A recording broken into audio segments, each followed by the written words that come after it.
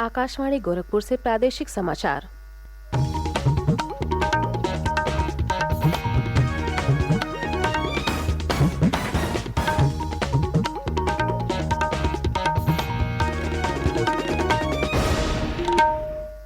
नमस्कार। समाचार बुलेटिन के साथ मैं सोनी निगम। पहले मुख्य समाचार। मुख्यमंत्री योगी आदित्यनाथ ने सहारनपुर में 243 विकास परियोजनाओं का लोकार्पण और शिलान्यास किया। कहा, सुरक्षा उनकी सरकार की सर्वोच्च प्राथमिकता। राज्यपाल आनंदीबेन पटेल ने लखीमपुर खीरी में प्रगतिशील किसानों से संवाद सहित कई कार्यक्रमों में लिया भाग। श्रीमती पटेल आज से पीलीभीत के 3 दिवसीय दौरे पर रहेंगी। काशी तमिल संगमम के दूसरे दिन सांस्कृतिक संध्या का हुआ आयोजन। तमिल कलाकारों ने दी अद्भुत प्रस्तुतियां। और केंद्रीय मंत्री धर्मेंद्र प्रधान ने वाराणसी में स्किल इंडिया इंटरनेशनल सेंटर की स्थापना की प्रगति की समीक्षा की।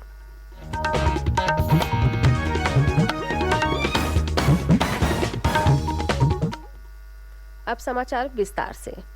मुख्यमंत्री योगी आदित्यनाथ ने कल सहारनपुर में 145 करोड़ रुपए की 243 विकास परियोजनाओं का लोकार्पण और शिलान्यास किया। इस अवसर पर अपने संबोधन में उन्होंने कहा कि सुरक्षा उनकी सरकार की सर्वोच्च प्राथमिकता है। उन्होंने कहा कि भाजपा सरकार विकास में भेदभाव नहीं करती और समाज के सभी वर्गों को समान रूप से कल्याणकारी योजनाओं का लाभ देती है। मुख्यमंत्री ने कहा कि सहारनपुर में सड़कों का निर्माण किया गया है, जिससे कनेक्टिविटी बेहतर हुई है। उन्होंने कहा कि सहारनपुर शामली मार्ग का निर्माण लगभग पूरा हो चुका है और सहारनपुर देहरादून मार्ग देश के बेहतरीन मार्गों में से एक है। वहीं मुजफ्फरनगर से सहारनपुर के बीच की दूरी को भी 2 घंटे से घटाकर 45 मिनट करने में सफलता प्राप्त हुई है। श्री योगी ने कहा कि सहारनपुर को हवाई यातायात की सुविधा प्रदान करने के लिए प्रदेश सरकार ने सरसावा में हवाई अड्डे के लिए जमीन उपलब्ध करा दी है। उन्होंने कहा कि यहाँ एयरपोर्ट निर्माण का कार्य शुरू हो चुका है और जल्द ही सहारनपुर देश दुनिया से वायु मार्ग से जुड़ जाएगा। मुख्यमंत्री ने कहा कि भाजपा की डबल इंजन सरकार प्रदेश को विकास के पथ पर डबल स्पीड आगे बढ़ा रही है। उन्होंने आगामी निकाय चुनाव के संदर्भ में कहा कि नगर निकायों में भी भाजपा के प्रत्याशी विजयी होंगे तो विकास की रफ्तार 2 गुना से 3 गुना हो जाएगी। एक माहौल बना है, इसलिए क्योंकि प्रदेश में तो डबल इंजन की सरकार काम कर ही रही है, लेकिन साथ साथ जब नगर निकाय और पंचायती राज में भी उसी विचारधारा के लोग आते हैं, चुन करके आते हैं, तो विकास की स्पीड ट्रिपल गति से आगे बढ़ती है। डबल नहीं, फिर ट्रिपल गति से आगे बढ़ती हुई दिखाई देती है। और 3 गुना रफ्तार से जब कोई चीज आगे बढ़ती है, कल्पना कर लीजिए कि जनता को कितनी सुविधाएं उसके माध्यम से प्राप्त होती है। आपने देखा होगा सहारनपुर में जमीन आसमान का अंतर आया है पिछले 5 साल के दौरान। इससे पहले हमारे शहर गंदे होते थे, कूड़े के ढेर पड़े रहते थे, कोई सुविधा ही नहीं थी, आवास की सुविधा तो किसी को मिलती ही नहीं थी, स्ट्रीट लाइट बेतरतीब थी, गंदगी रहती थी। आज आप देखते होंगे स्वच्छ भारत मिशन के अंतर्गत हर नगर निकाय स्वच्छता की नई प्रतिस्पर्धा में खड़ा हुआ है। मुख्यमंत्री योगी आदित्यनाथ ने कहा है कि प्रदेश सरकार राज्य में स्वास्थ्य की बुनियादी सुविधाओं को और बेहतर बनाने के लिए लगातार कार्य कर रही है। उन्होंने कहा कि केंद्र सरकार के सहयोग से प्रदेश एक जनपद एक मेडिकल कॉलेज की दिशा में तेजी से आगे बढ़ रहा है। मुख्यमंत्री कल लखनऊ में उत्तर प्रदेश लोक सेवा आयोग की ओर से चयनित 1354 स्टाफ नर्सों को नियुक्ति पत्र वितरित कर रहे थे। मुख्यमंत्री ने कोरोना महामारी के दौरान स्टाफ नर्स, एएनएम, आंगनबाड़ी कार्यकर्तियों सहित सभी स्वास्थ्य कर्मियों के कार्यों की सराहना की। श्री योगी ने कहा कि राज्य सरकार रोजगार सृजन की दिशा में लगातार कार्य कर रही है। उन्होंने कहा कि केंद्र और प्रदेश सरकार ने संयुक्त प्रयासों से पिछले 5 वर्षों में विभिन्न क्षेत्रों में 1 करोड़ 61 लाख से अधिक रोजगार का सृजन किया है। उन्होंने कहा कि इस दौरान 60 लाख से अधिक स्वतः रोजगार के अवसर भी सरकार ने सृजित किए हैं। मुख्यमंत्री ने कहा कि पिछले 5 वर्षों में राज्य में पूरी निष्पक्षता और पारदर्शिता के साथ 5 लाख युवाओं को सरकारी नौकरी दी गई है। उन्होंने कहा कि कभी बीमारू माना जाने वाला उत्तर प्रदेश आज विकास के मार्ग पर तेजी से आगे बढ़ रहा है। राज्यपाल आनंदीबेन पटेल कल 2 दिवसीय दौरे पर लखीमपुर खीरी पहुंची, जहां उन्होंने कई कार्यक्रमों में भाग लिया। राज्यपाल ने सर्वप्रथम बीसी सखी तथा प्रगतिशील किसानों से संवाद किया और उन्हें आगे बढ़ने के लिए प्रेरित किया। उन्होंने प्रधानमंत्री आवास के लाभार्थियों को आवास की चाबी सौंपी और क्षय रोगियों के अभिभावकों को किट प्रदान की। इस दौरान उन्होंने कलेक्ट्रेट सभागार में केंद्र और प्रदेश सरकार की महत्वाकांक्षी योजनाओं की गहन समीक्षा की और उनकी प्रगति जानी। बैठक में जिलाधिकारी और मुख्य विकास अधिकारियों ने जनपद में हुए नवाचार और अभिनव प्रयासों के संबंध में प्रस्तुतिकरण दिया। इस दौरान राज्यपाल ने संस्थागत प्रसव और टीबी मरीजों की देखभाल की जिम्मेदारी संबंधित प्रधान को सौंपे जाने के निर्देश दिए। उन्होंने कहा कि पीएम मातृत्व वंदना योजना के लाभार्थियों को दी जा रही धनराशि का इस्तेमाल पोषण के लिए किया जाना सुनिश्चित किया जाए।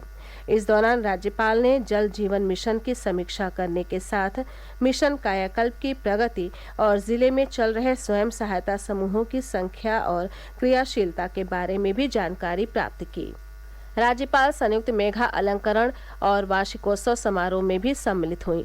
उन्होंने कहा कि नई शिक्षा नीति 21वीं सदी के भारत की नींव तैयार करने वाली है। राज्यपाल आज जनपद में थारू क्षेत्र के विद्यालयों और एकलव्य विद्यालयों का दौरा करेंगी। इसके बाद वे पीलीभीत के 3 दिवसीय दौरे पर जाएंगी। प्रादेशिक समाचार आप आकाशवाणी गोरखपुर से सुन रहे हैं। ये समाचार बुलेटिन हमारे YouTube channel AIR news Gorakhpur और ट्विटर हैंडल AIR News_GKP पर भी उपलब्ध है। वाराणसी में काशी तमिल संगमम के दूसरे दिन कल सांस्कृतिक संध्या का आयोजन हुआ, जिसमें तमिलनाडु से आए कलाकारों ने अपनी प्रस्तुतियों से सबका मन मोह लिया। कलाकारों ने मंच पर भरतनाट्यम और कथक नृत्य के अलावा तमिलनाडु की स्थानीय कलाओं का प्रदर्शन किया।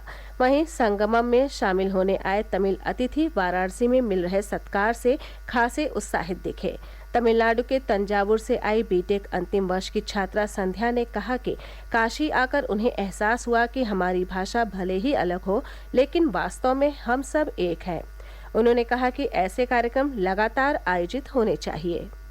हमें तो इतना इम्पोर्टेंट फील हुआ है आज, और एक रिक्वेस्ट है कि ये सिर्फ यहीं पे नहीं रुकना चाहिए और आगे ऐसे बहुत सारे कॉन्फ्रेंस होना चाहिए जहाँ पे people from different parts of India, अलग अलग स्टेट से लोगों को कनेक्शन होनी चाहिए। और वो कनेक्शन से यही पता लग जाता है कि हमारे अंदर इतना सिमिलैरिटीज़ है, हम सारे एक्चुअली एक जैसे ही हैं और हमारे जो इतिहास संस्कृति जो है वो सारे एकदम परफेक्टली मैच हो जाते हैं। बस लैंग्वेज की थोड़ी फ़र्क है, बस उससे ज़्यादा कुछ नहीं लगता हमें।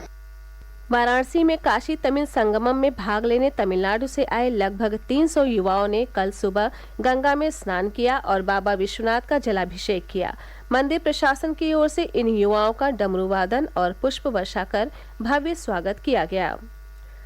वाराणसी में आयोजित काशी तमिल संगमम में भारत सरकार के सूचना और प्रसारण मंत्रालय की इकाई केंद्रीय संचार ब्यूरो की ओर से चित्र प्रदर्शनी लगाई गई है। इस प्रदर्शनी में राष्ट्र निर्माण में योगदान देने वाले तमिलनाडु के महापुरुषों, नायकों और कलाकारों के बारे में जानकारी साझा की गई है। कल बड़ी संख्या में स्कूली बच्चों ने प्रदर्शनी का अवलोकन किया। केंद्रीय शिक्षा तथा कौशल विकास और उद्यमशीलता मंत्री धर्मेंद्र प्रधान ने कल वाराणसी में स्किल इंडिया इंटरनेशनल सेंटर की स्थापना की प्रगति की समीक्षा की। उन्होंने कहा कि प्रधानमंत्री नरेंद्र मोदी का सपना है कि भारत विश्व का कौशल केंद्र बने। श्री प्रधान ने कहा कि ये केंद्र भारत के युवाओं को कौशल प्रदान कर उन्हें वैश्विक स्तर पर रोजगार हासिल करने के लिए सक्षम बनाएगा। उन्होंने कहा कि केंद्र में प्रशिक्षण प्राप्त करने वाले युवाओं को सरकार विदेश में सेवा योजित करने के लिए हर संभव मदद उपलब्ध कराएगी। बैठक में वाराणसी के मंडलायुक्त कौशल राज शर्मा और जिलाधिकारी S राजलिंगम सहित अन्य प्रशासनिक अधिकारी उपस्थित रहे। कौशाम्बी की चायल सीट से विधायक पूजा पाल की कार कल कन्नौज जिले में आगरा लखनऊ एक्सप्रेसवे पर दुर्घटनाग्रस्त हो गई। हादसे में विधायक पूरी तरह सुरक्षित हैं, जबकि उनके सुरक्षाकर्मी और चालक को गंभीर रूप से चोट आई है। पुलिस ने बताया कि तेज गति से जा रही कार एक वाहन से टकराकर पलट गई। सपा विधायक मैनपुरी में चुनाव प्रचार के लिए जा रही थीं। अंत में मुख्य समाचार एक बार फिर। मुख्यमंत्री योगी आदित्यनाथ ने सहारनपुर में 243 विकास परियोजनाओं का लोकार्पण और शिलान्यास किया। कहा, सुरक्षा उनकी सरकार की सर्वोच्च प्राथमिकता।